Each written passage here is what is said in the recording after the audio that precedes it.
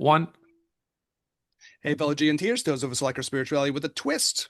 So we are doing a very, very G&T thing. We are trying to do these education projects at time. That's part of our mission statement. And we're doing a deep dive into understanding Christianity and really Christianity and sort of its history. And this little project is related to one of our other things we have going on, which is our version of Project 2025, America, what the hell? Because America has become this chaotic, quasi-authoritarian place, or whatever terminology one wants to use. And part of what we've been observing about this is there's a Christianity party problem as part of this. And there's this toxic version of Christianity associated with nationalism, which is at least part of the problem. So part of our way of trying to talk about this, since we like to educate on these things as much as we can, do the best we can with it, is to really talk about Christianity and maybe think about Christianity from a bigger perspective. This topic is particularly uh, related to what we're going to be trying to do today, which is talking about this group of early Christians, which are called the Proto Orthodox, the people that will become the Orthodox Christians, and probably the people who are most directly kind of the forerunners of like the more authoritarian types of Christianity. But before we get into the deep parts of our project, if you could do all the things that people always ask you to do, like subscribe, write a review, send an episode on to someone else. As Daniel always says, this is a labor of love for us. And, we love doing what we're doing. And any support you can give would obviously always be appreciated. Thank you so much. But otherwise, we're into it. Anything you want to say before we go digging in deeper? No, we're good. I had two minor caveats. The first thing is that we've been trying to make the point that we're not trying to say anyway that all Christianities are bad. There are people who do that kind of thing, and that is not what we're trying to do, Right. right? And then the other part is when you say Christianities, it's funny because I wrote it in my notes, Christianities, and the spell checker put like multiple red lines under it, like that word doesn't exist, you know. Hmm. But that is the right word because, as we talked about in our previous episode, if you want to go and check it out, we did a couple of the early branches of Christianity. This group called the Ebionites, this group called the Marcionites. And that's the right way to talk about it. There are these like different categories. And if you don't know about this, this is like probably not just a fascinating history to understand, but in terms of spirituality and probably even in terms of like trying to understand culture and the culture in the world that we live in, like just to see this is like, I think, a pretty powerful project. So, okay. Well, I guess we're going to talk about the other thing I wanted to say about this, Daniel, is the fact that there are these multiple Christianities. I suppose you could feel different ways about that. I think I was listening to one of the people who I was doing the backstory research with this, and he has this idea that, Christianity will fall apart if you sort of realize how unstable its history is. But I don't want to look at it that way. My sense of this is more that it's kind of a freeing thing in a way, or can be seen that way, that it gives you more freedom to choose whatever version of Christianity that you can relate to personally, because there's lots of options then on the table. So I don't know, do you agree with that in principle? Yeah, I think if you want to look at it in that way. I mean, you might have to face the fact that there's no definitive real Jesus or real Christianity, but it does. And I mean, obviously, that depends on your view. That can be painful in some ways, but Well, like it even does open up the idea that you can choose a different spiritual adventure for yourself, right? Because there's well, other even options if on the there table. even if there is a historical Christ, there is not one particular view of him. Mhm. Obviously not, as can be seen in the New Testament. There's, multiple apostles who write multiple stories about him, all from different angles. Yes. So I think, on one hand, you can certainly have a debate on if there was a historical person. I tend to think that there was, but it's less sort of important because his words haven't really, haven't survived intact. They are memories, interpretations, you know, and that's what's survived intact. And so we're sort of getting a story of a story. And whenever you have that, regardless of whatever it is that you are talking about, whether it be a historical figure or something that happened the other week, you know, you're getting only one perspective. And then to take that singular perspective as if it's the only perspective, and then to kind of dunk on other people who might have different perspectives, it's just being, like logically fallible, you know? Yeah, yeah, yeah. I mean, I kind of like to think of it as like different spiritual paths emerging out of either a real person or some kind of spiritual figure, however you want to think about that, you Right. know, but different paths emerge out of that framework. And then people take that in different directions. And now that goes down to our present day or something, right? Yeah. But like, again, the other side of that is this idea that, if the arguing over who's the real Jesus and who's the real Christians, like, I don't, this has to stop at some time in humanity, right? Otherwise, we're just going to go around these same fucking things like forever, like That's this what's going to has to happen. end at some point. That's what's going And to happen though. it's a delusion, like That's in the true Buddhist sense, this is delusion, But even you even know? in Buddhism, Eric, there's different schools, you know? There's But you don't different have to like fight to the death about it. That's the big difference, I think. you don't have to fight to the death, but in traditions there's any tradition, any religion, any whatever, there's always going to be some kind of purity sort of test. Mhm. And that's one. And then the other one is I don't know, maybe the battle for people's attention, much like how I always say that the world is after your attention now, even watching this podcast, you know? Yeah. And so in the drive to garner people's attention, you have to delineate yourself between the other viewpoints that are very close to yours, by the way. So you're going to have to really highlight the differences and then drive the wedges in between those to show that you are the right one. People should follow you and they should donate to your cause and they should bring their friends to your congregation and they should show up to your things over and over again because you're the right one and not the other ones. It's almost inherent in the battle for following. Yeah, I know this is really kind of leads into like what we'll be talking about today, this proto orthodox question. All right. I think when I think about like a nodal figure, like whether there was a Jesus or not a Jesus, obviously this creates a whole flourishing of spiritual paths. Whether it was a Mm. Buddha or not a Buddha, there's this whole explosion of spiritual paths. And I think what you're saying is true. The way like a Tibetan Buddhist tantric person thinks is way different than like a Thailand, monk, right, who's in Right. the Theravada tradition. They're not thinking the same thing. That I Not think at it's the all. conflict, though. You have to get out of this conflict of the Sure. fight over what's the real this or the real that. Until we get out of that, I know what you mean. It feels like we're in a doom spiral, like this will never end. I hear what you're saying, but like if you want to get to the spirituality of this from that point of view, it's delusion and it has to break at some point, hopefully, right? But that's it. I mean, we want to get to the spirituality of it. Yeah, I true. don't think that like most people do. I don't think so. I know we've been having this conversation off podcast, but we'll bring it on here. And we do talk about it on occasion. But this way of thinking, this way of being, the Taoist way, the tantric way, it's different. I'm not saying it's better because that would be being logically fallible, right? Which I just said is right, not what we want to do. But it's different and it is not for everyone. And you have to kind of hold some things that are outside of the confines of society's norms very close to yourself so that you can, see outside the box a little bit. Because what you're talking about is not only, I was going to say merely, but not only a matter of division within a particular viewpoint, but it's division within one's own mind. It's division between one person and another. It's division between one group and another group. It's division between that one nation and another nation.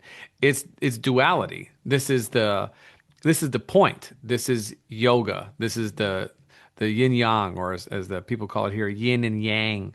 It's the masculine and feminine. This is two sides of the same coin, but you cannot have the coin without either side. And so, as we look to sort of use wisdom to transcend artificial barriers, I don't think people are looking to do that. I really do feel like that brings people together and removes division intentionally, obviously, but that makes it less powerful in a sense because it moves the power away from the institution and puts the power in the person. But if you have empowered people, they don't need the institution anymore. There's no real like drive to go to it because you're your own battery, and now it's my choice to show up. And of course, somebody could argue and say, oh, well, it was always their choice to show up. Yes and no. If you're, at least in my opinion, you're an independent practitioner of any tradition, it doesn't matter, or religion, or whatever, or artist or something, you know, the necessity that you have to seek guidance on a regular basis is not as high. I'm not saying that those people are better. And of course, we need community and things like this. It's a very important piece of human existence. But you can find your own answers if you search for them and if you know how. And that makes seeking outside answers from other people who are going to do the same thing that you can do much less important to you. And that's damaging to the structures, to the power Yeah, I mean, structures. it's obviously like it undermines authority, and this is like perfect for like talking about the proto-orthodox. Sure. The other part about that for me is if you want to talk about better, um, and I know we have this thing where we don't want to say, well, Taoism is better than Sufism or blah blah. Like we don't want to go Right. down those roads because that No. never ends, right? Yeah. And that's really like that's just wrong at the core. But the only thing I would say, and this again goes to this discussion of this group that we'll get to the proto-orthodox, the way things can be better is you can leave space and freedom to allow different people to find their way. And that's, I think, where you can say one thing gets better than another. If your concept is, I'm not going to leave other beings the space to find their way, I'm going to like impose my vision upon these other Right. beings that don't share it. Well, then you can say, well, that's not better, that's worse. Right. And that gets right into the heart of this question. So, okay, we'll do our little history on like what we're calling what is called by scholars of the field. We'll try to share what we know about this idea called the proto-orthodox. So, where does this language come from? So, proto meaning like before the orthodox, and the orthodox becomes the name for the group that sort of wins out in the end in the whole story of early Christianity, which we will try to share. Orthodox, the terminology is interesting because orthodox means like right view. So it's the people who feel like they have the right view, which already should ring some alarm bells, you know, if you're going to say we are the right view people. And then what this group does, just to finish the language of it, is they end up going after the heretics, what Oh, yeah. the the heresy people. And you know, like there's this term, if you've never heard of it, called heresiologists, Oh, people whose specialty it was to go after heretics. So this is where this whole thing kind of comes out of. That word is so interesting based on what you were saying earlier, Daniel, because I jotted it down in my notes for this. That word heresy actually comes from a word apparently that means choice.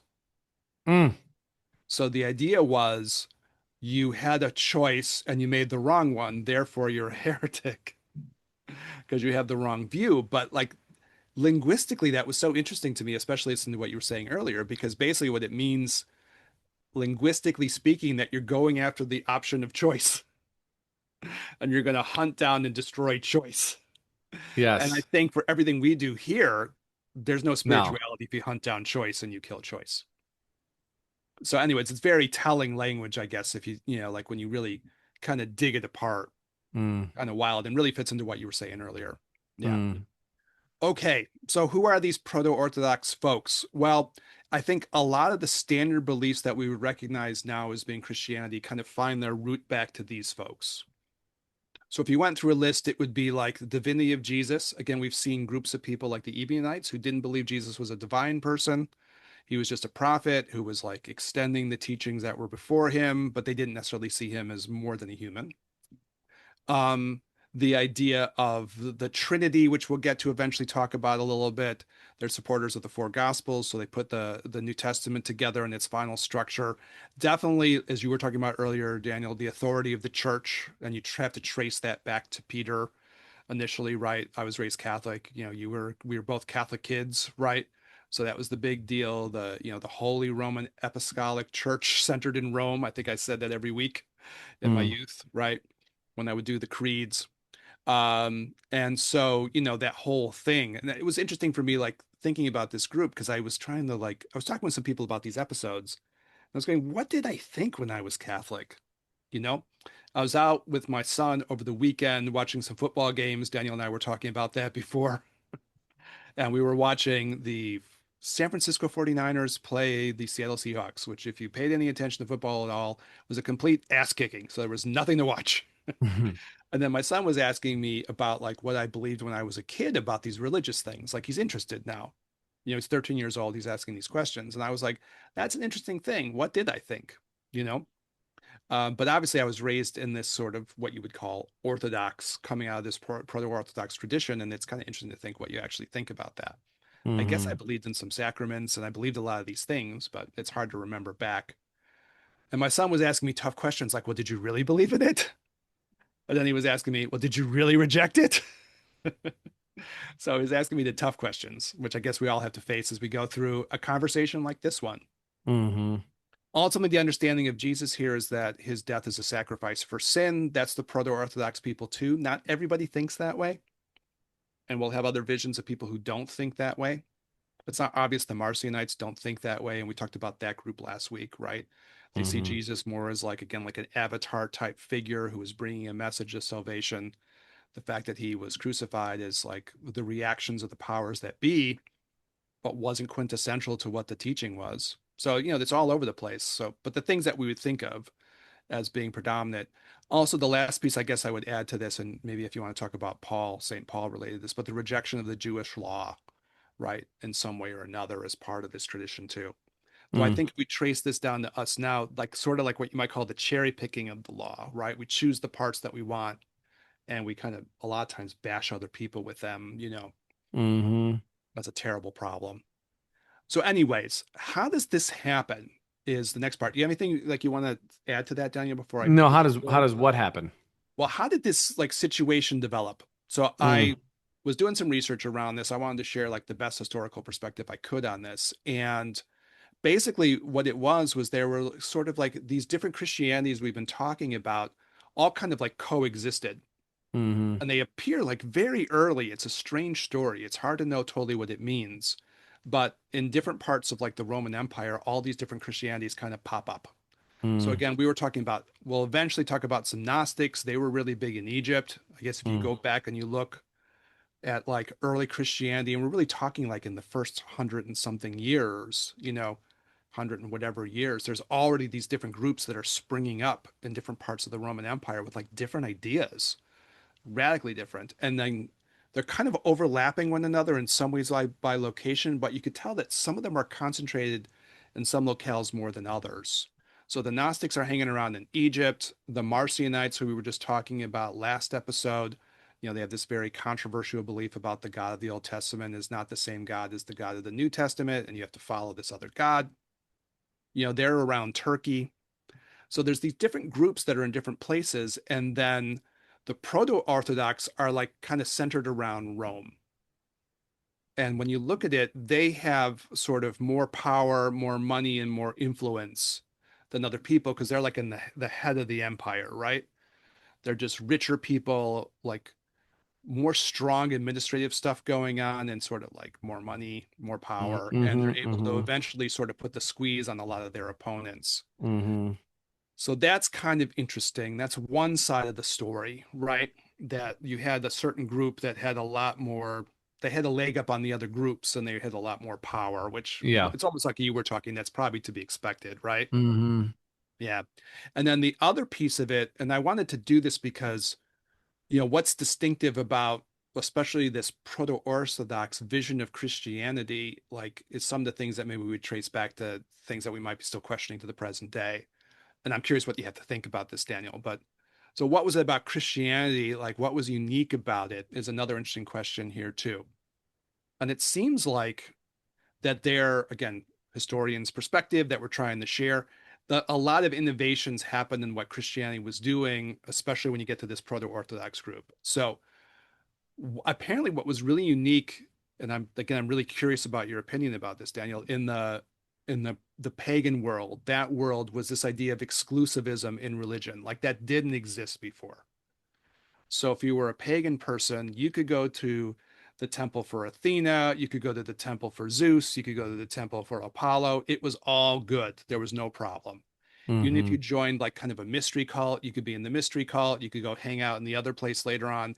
There was no expectation, apparently, that you follow like one thing.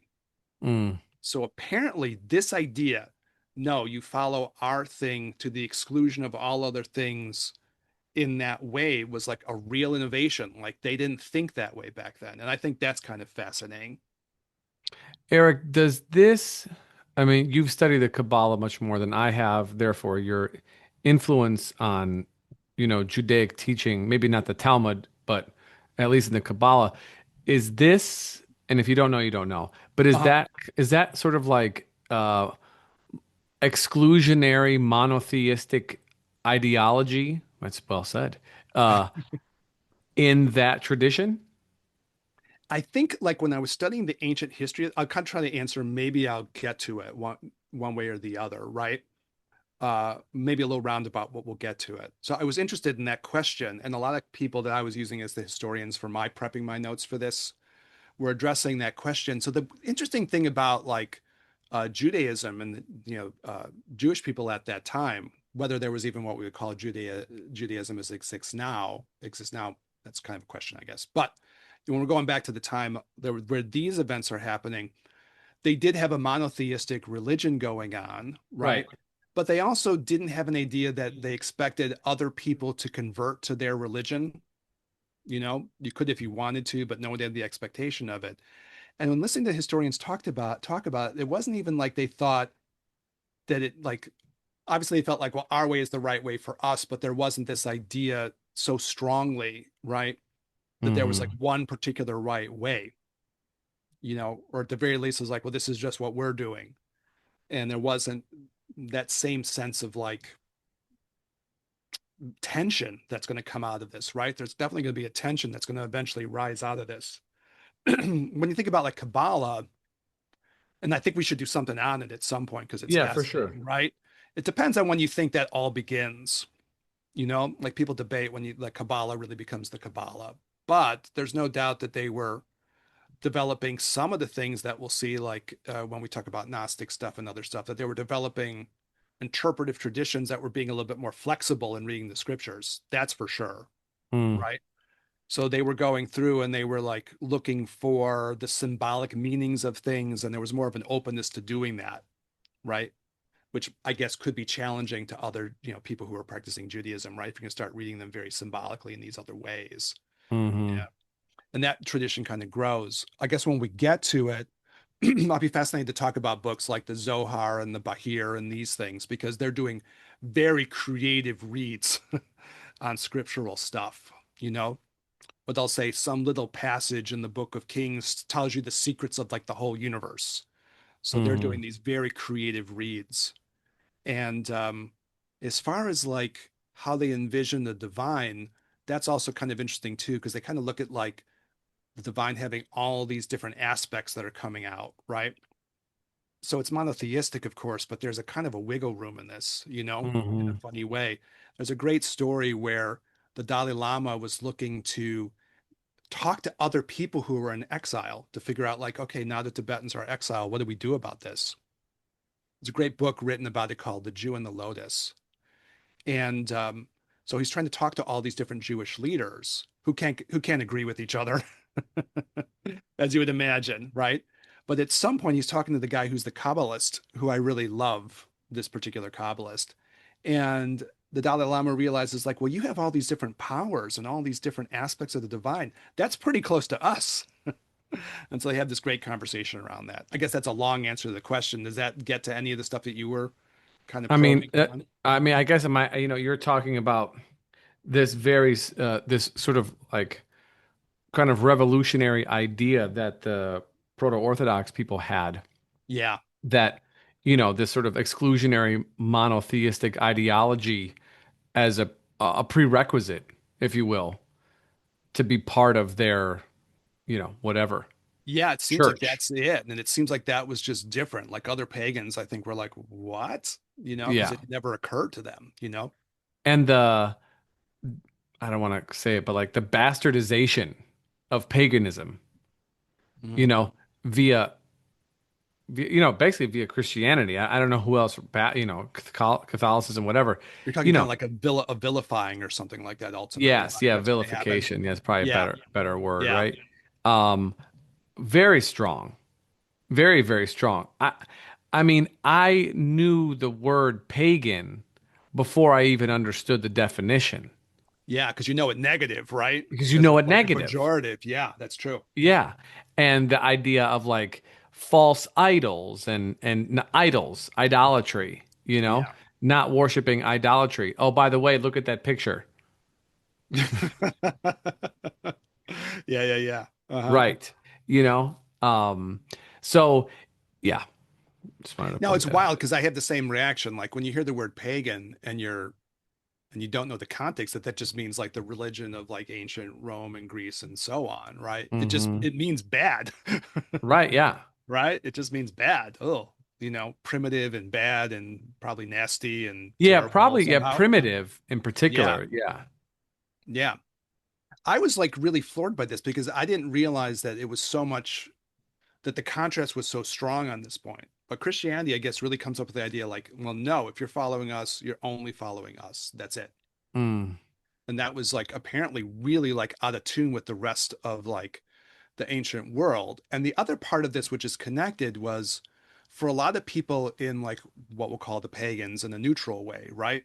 hmm. Greek and Romans, they, I guess Egyptians too, they were more into like what you would call practice as opposed to having a particular belief system. Mm, So it wasn't like you said, okay, here's our creed following Apollo. It was like, okay, what do you do to follow Apollo? We'll go through the rituals and do the things, right. right? And if we did that for, Venus or Aphrodite or something, that's cool Mm, too. And, there's no problem there, right? It had more to do with like what you did rather than like having like, these are my beliefs. So I guess the other weird thing is emphasizing this idea of like, you have to like have this particular set of beliefs was mm, also surprising for people too. And I was listening to like again one of the historians on this, and he said like a lot of intellectual pagans, not like your folks who were just practicing their everyday life religions and doing their things, but the people who were like the intellectual figures and all that. They were like, "What are you talking about? There's all kinds of paths to the divine." Like this is almost like a direct quote, and they were like mm, stunned. They were like, "What do you mean? You can get the divine multiple ways. What do you mean you can only do it one way?" That was like shocking to them. hmm. And apparently, a lot of the more, again, like intellectual pagans, spiritual pagans were like, of course you can get there multiple ways. And when I translate this forward, I kind of got in my mind listening to this, like this problem has never disappeared, right? No. This Nope. gets established and it just doesn't stop for like 2000 fucking years. What do you mean? It It doesn't won't stop, go period. away. Yeah, Yeah, it won't no. stop. And Yeah. again, it's kind of an innovation. The other part that's wild about this was that there weren't any evangelists before, apparently. Hmm. Evangelicalism is like a Christian thing to do. In the pagan world, I guess you could make a case for like, hey, we should all worship Apollo or something, right? And you make your case, but no one had to convert.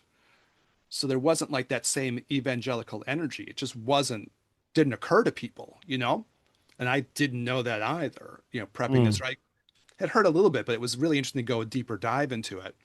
And I was like, oh, okay. So there wasn't like a thought of like, we'll have an evangelical movement where people are trying to convert other people. mm, So that really apparently didn't exist in the pagan world either, because there wasn't really any need for it, right? Because you weren't converting in mm, this very distinctive way. And I thought, okay, that's interesting too, to know something about. And you can kind of just feel how the energy of that builds into the same problems mm, that we have down to the present day.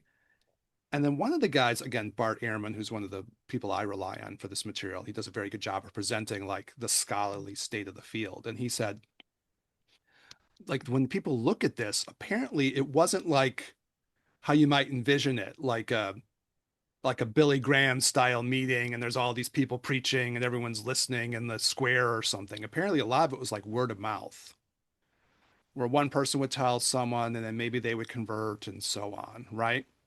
So it was spreading over the years, but the like part of the reason why Christianity, I guess, had this force behind it was if you converted to Christianity, you really converted and you cut away all the pagan stuff. mm, And so you were kind of like taking away pagan people and they were getting pulled over to this other side. But even if I converted you to Apollo, you'd still be worshiping whoever, whatever. Yeah. Zeus. So there wasn't this thing of pulling people away from this one population. I guess you can look at that however you want to look at that. I suppose if you want to look at it cynically, you could, right? Mm-hmm. Or you could just look at it like we have really, really strong beliefs and you should follow it. But like this problem seems like it just hasn't gone away because we're Right. still in the midst of this stuff. I found that to be kind of amazing. Going back to the episodes you brought up last week about like patriarchy, Daniel, Mm-hmm. the patriarchy thing was kind of part of this too in a weird way, Mm-hmm. because what it would be was you'd have, even in the conversion process, you'd have like these patriarchs who were the head of like a whole family, and they have all these Correct. people under the family. So if they switched, everyone in the family switched. Correct. So eventually, like, I guess what you were doing is you were converting families like through the patriarch, Yeah. and then the other people under that patriarch would have to flip too.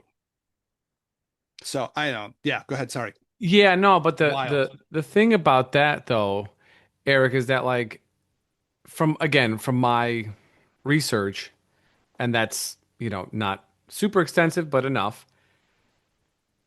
The people who convert the families that converted, the people at the top of the head of the family, the more wealthier individuals in the family converted in I guess in like show, right? Like Hmm. outwardly, but then their own practices never really changed, you know? And they sort of maintained their own practices, the mystery schools, those types of rituals. They did those things. They continued with those things. That never really stopped. Because despite what people would say, yeah, the religion spread very, quickly, if you want to call it that. I don't know what people would consider Yeah, quick from or a not small quick. group in hundreds of years, you have millions of people in it in hundreds of Right. years, So and that's it's yeah. it spread very quickly, of course, with the backing of the Roman Empire, and the backing of the patriarchy to get the entire Roman Empire behind it, really, you know? It's kind of interesting what you're saying because some of the points in the beginning, I don't know if you like if you converted for show. Definitely after Constantine converts, I hear what you're saying. You're probably converting for show, right? Mm-hmm. Because you Mm-hmm. don't want to run into problems with state authority. I don't Mm-hmm. know what it means if you convert, like, because Constantine doesn't convert until 313 or 312 or something like that, right? Mm-hmm. So kind of later in the story. So I don't know those people who are converting ahead of time, but I think the patriarchy struck me what you were talking about before because, well, Grandpa converted, now we're all Christians now, I guess. So maybe Grandpa wanted Right. to do it. Whether you're Right. But privately still worshiping ISIS or something, maybe I don't even know if it was privately, because the thing is, if you're talking about, we're talking about hundreds of years between that and then like the Nicene meetings, yeah, yeah. to codify what the Bible is now. It's a couple hundred years. In that time, if there were not people carrying forth the traditions, the rituals of the whether you want to call it pagan or you want to call them mystery schools or whatever you want to, right, whatever, these kind of like elite cults, if you will, they would have disappeared. So they had to have been carried forth. Well, even at the time that Constantine converts, you have a lot of pagans running around. You just have to shut them down, Right. right? You're going to have to squash them. Right. And then these people who still believed in these things carried forth their beliefs and practices even in the midst of these mass conversions. In some more clandestine way, even after Constantine converts, you're still going to have that, right? Right, yeah, you're still going to have Yeah. it. And I mean, and it's prevalent. It's not that it's like a little bit off or there. I mean, there's historical data on it. Yep. And then, from again, just from my research, and Eric, we talked a little bit about this last time, but then, Christianity became, unfortunately, kind of a tool of suppression, you know, Yeah, we'll selling get to like once people. you get it, like it's the religion of the state. Yeah, Yeah. yeah. And it's sold people a dream that can never be proved, but one that, is an absolute part of subjugation, which, regardless of what school you believe in or don't believe, whether we're Proto Orthodox or Benedictines or we're Franciscans or whatever we are, I don't think that any of those people would say that their views are pro subjugation. It's weird to know. It's weird to know. I got one last thing on this and maybe like Yeah. so I was looking at what were the things that were unique features of this. So the exclusivism was a unique thing, right? Mm-hmm. The emphasis on like it's not what you do, you have to have like a creed, you have to follow our vision, which is why Mm-hmm. people end up fighting so hard over who has the right vision. right? Because Mm-hmm. that matters, and you're still fighting over that to the present day if you want to think of it in Mm-hmm. that way, right? You did it through like this kind of word of mouth conversion where you were like flipping families, apparently, right? Then the other part was like heaven and hell, which I think gets a little bit to what you were talking about too, Daniel, which I wanted to bring it up because, again, like looking at the history behind this, you know, apparently in the pagan world and even in like the Jewish world at that time, no one was worried about going to hell.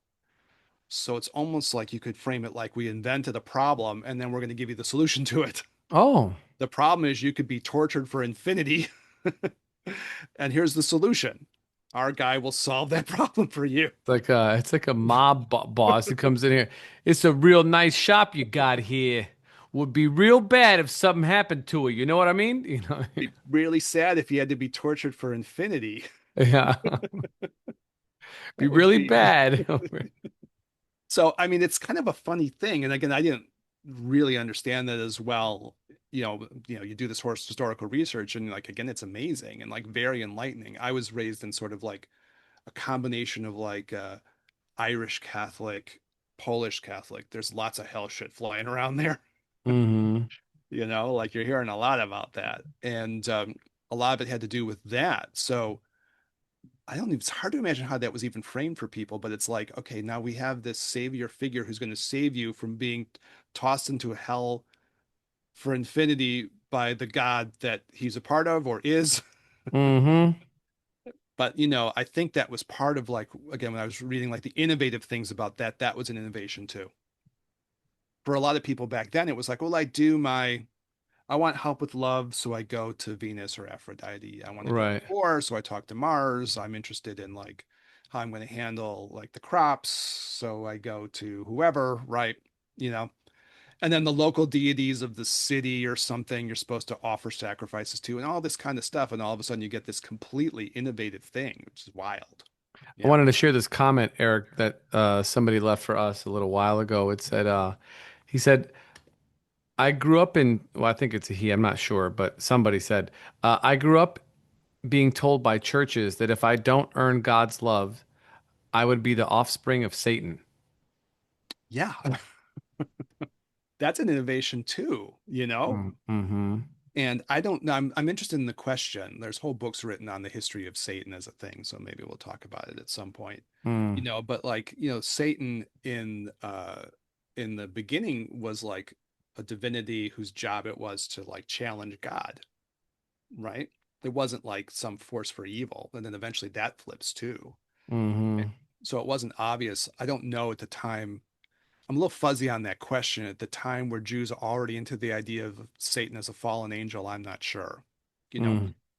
but like in the book of Job, God is debating and betting with Satan.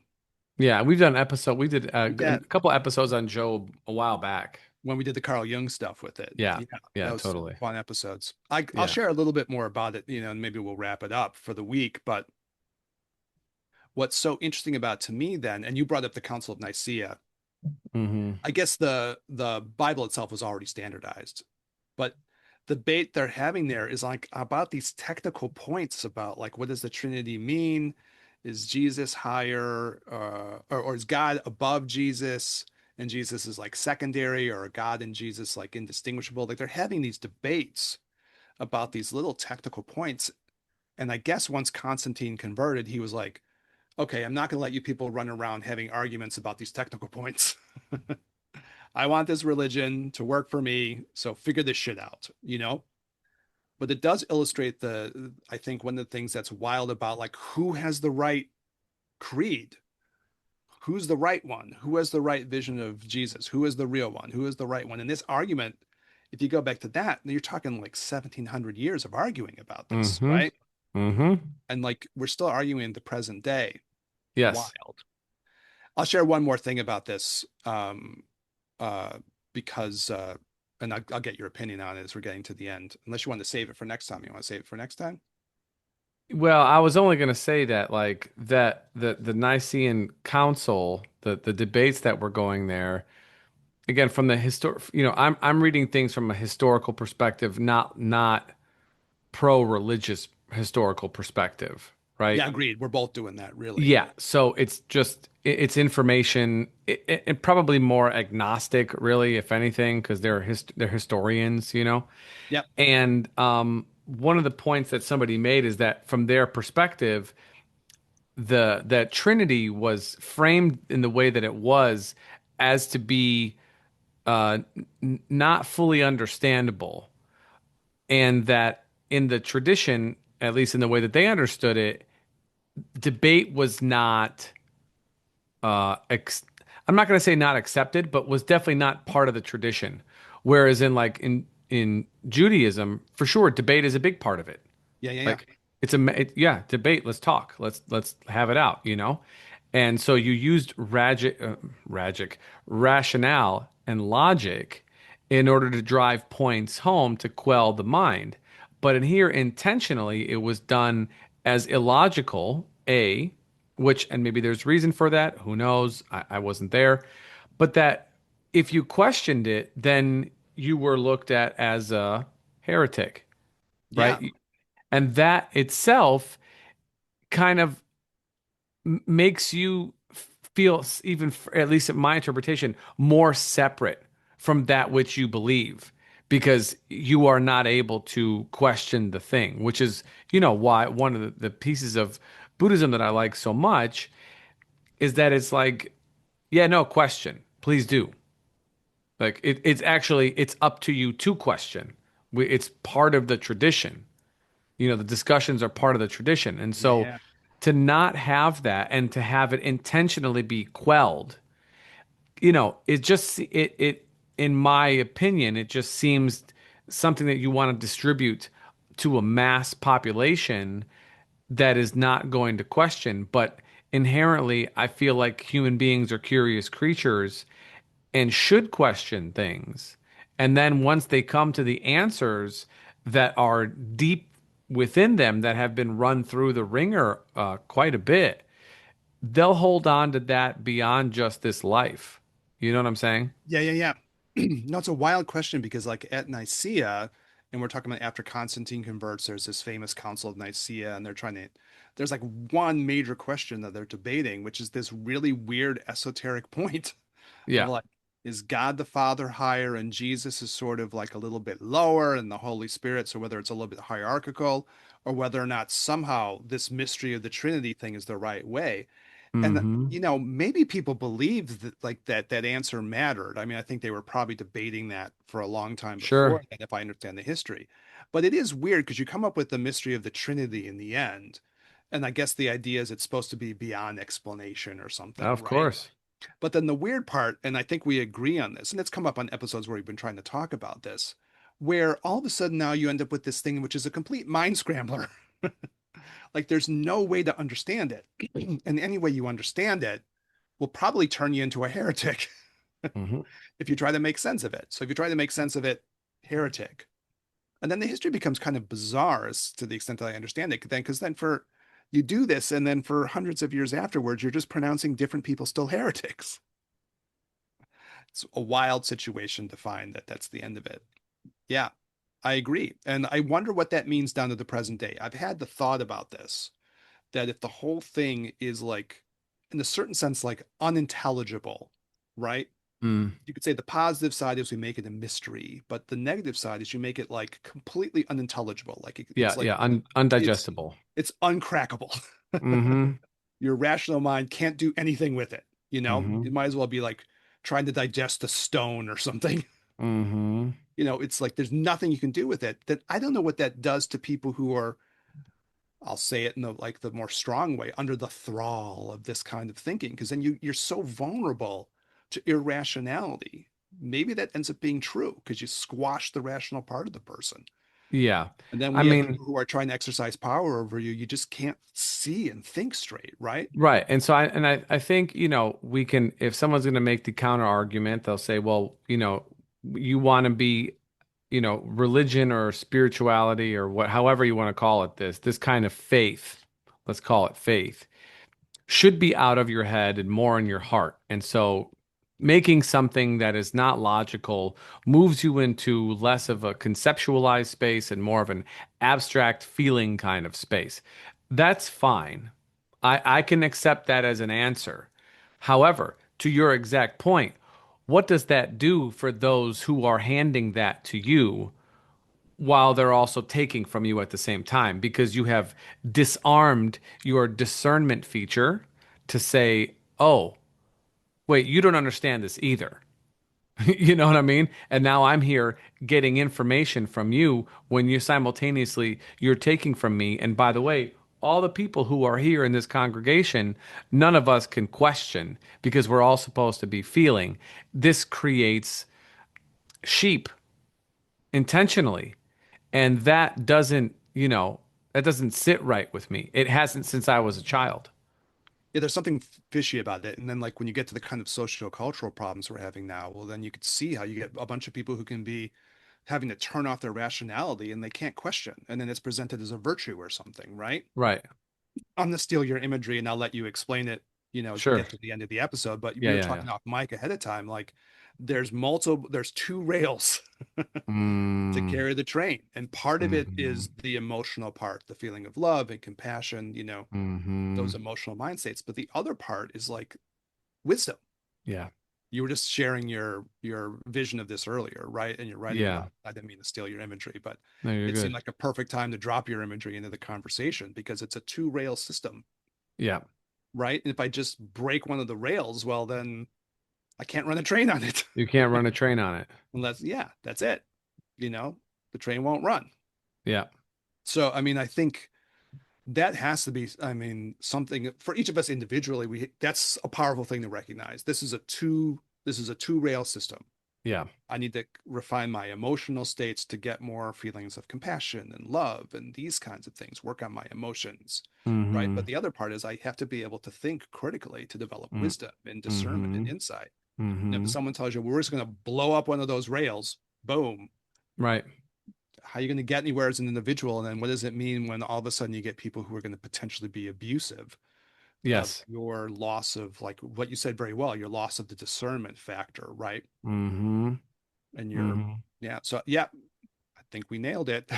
Yeah, I mean, and people forget that they are the conductor of their own train, regardless of whatever religion or practice that they are investing in for some time or for their life. They are still the conductor of their own train, regardless.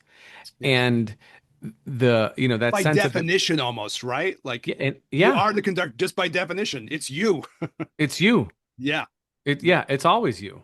And so you can totally take well, if we're going to use it, transit analogies, you could totally get directions from somebody for sure, but you have to put them in your GPS. You have to put them in your vehicle, and then you have to drive there. So ultimately, you're still in control. You're still in control. And if you cede that control at any point and the tracks break, then the train is derailed. The vehicle is derailed. And what do you have now? You only, where are you going now without one of the other one?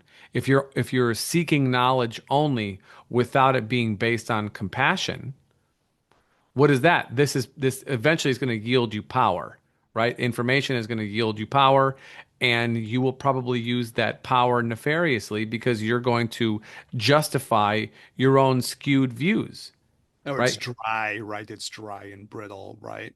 It's dry and brittle, Doesn't but have the, yeah, it's justification for yeah. delusions because you're Mhm. not based. It can be it can be twisted much very easily. It can be There's a twisted. danger in that for sure, right? Yes, And I think we're yes, seeing that in our world now, and we'll get to like tech bro Christianity, which is kind of dry and like yeah, lacks those loving qualities, right? We'll do yeah. it for the end. Yeah. Then let's do it next week, and we'll just continue on this. All right. We'll get things to cover, but I agree with what you're saying, Yeah, right? yeah, And it ends up being dangerous, right? yeah. Yeah. Totally. And then the So, idea that well, there's the Philip K. Dick line, the empire never ended, right? right, correct. Kept rolling on because all we had to do was scramble people's brains and they won't question. And we keep running the same story, right? Yeah. Here All right, we cool, are. Daniel. Thanks so much for the All right, conversation. brother. Yeah, thanks so much, Eric. As always, gracias, amigo. People here, everybody listening, seeing us here, like, comment, subscribe. Give us an email, jinnaandtantra@gmail.com. Hit us up on the podcast, Jinn and Tantra Podcast. do all the things that people ask you to do. We're asking you to do it. This is of course a labor of love, and we do enjoy doing this. We're always learning things, and I think things that we find useful and interesting, we weave into this, just like any good tantric practitioner would do.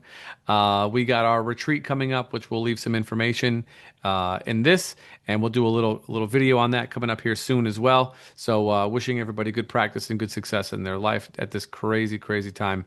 For Eric, this is Daniel. We'll catch you guys in the next one. Peace.